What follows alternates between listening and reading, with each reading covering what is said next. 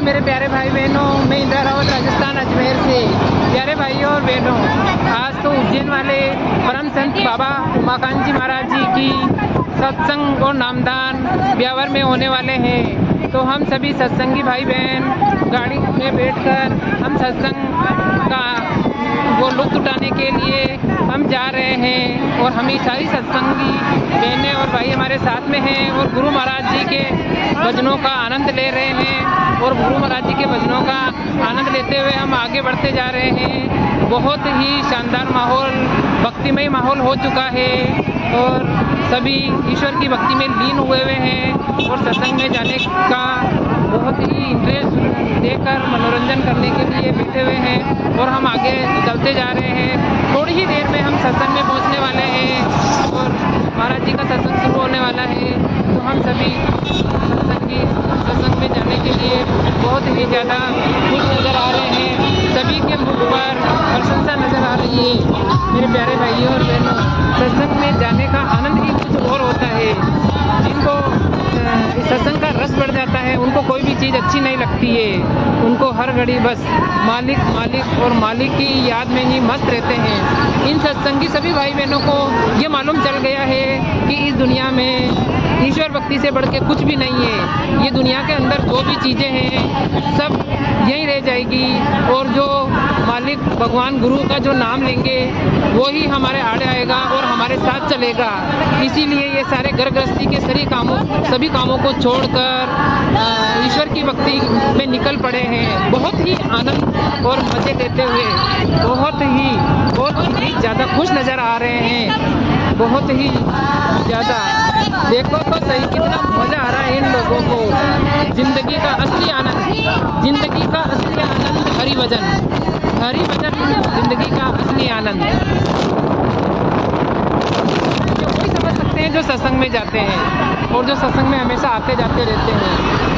घर से निकलने के बाद में घर की सारी परेशानियों को घर पे ही छोड़ देते हैं और उसके बाद में जब ये सत्संग में जाते हैं तो उसका एक अलग ही मज़ा है। और ये सारी खुशियाँ सिर्फ एक सत्संगी ही जान सकता है कि मालिक से जाने की मज़ा कितना है और कितना बढ़िया लगता है।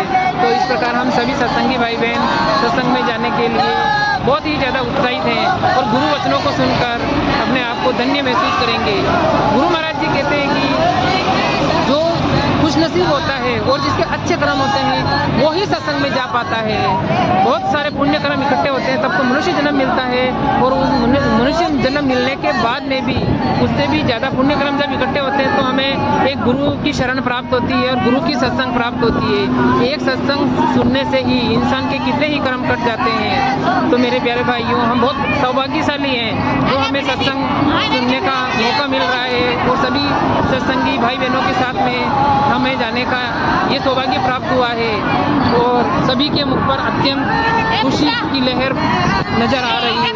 तो प्यारे साथियों, बाबा उमाकांत जी महाराज का सत्संग थोड़ी देर में होने वाला है और हम पहुंचने वाले हैं। तो जय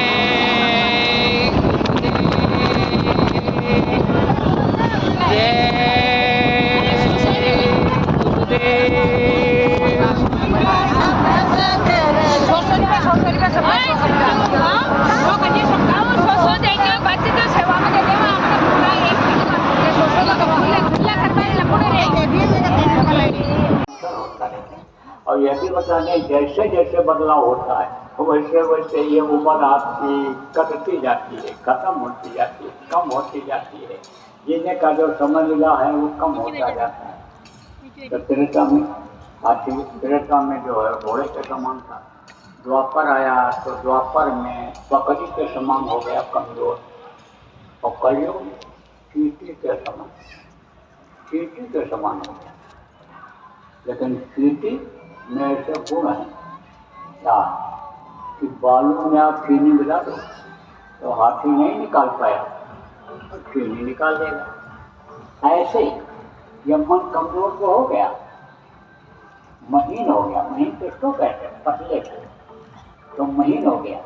लेकिन इस मन से काम अगर दे दो आप, जहाँ ये दौड़ता रहता है दुनिया की तरफ, उधर से अगर हटा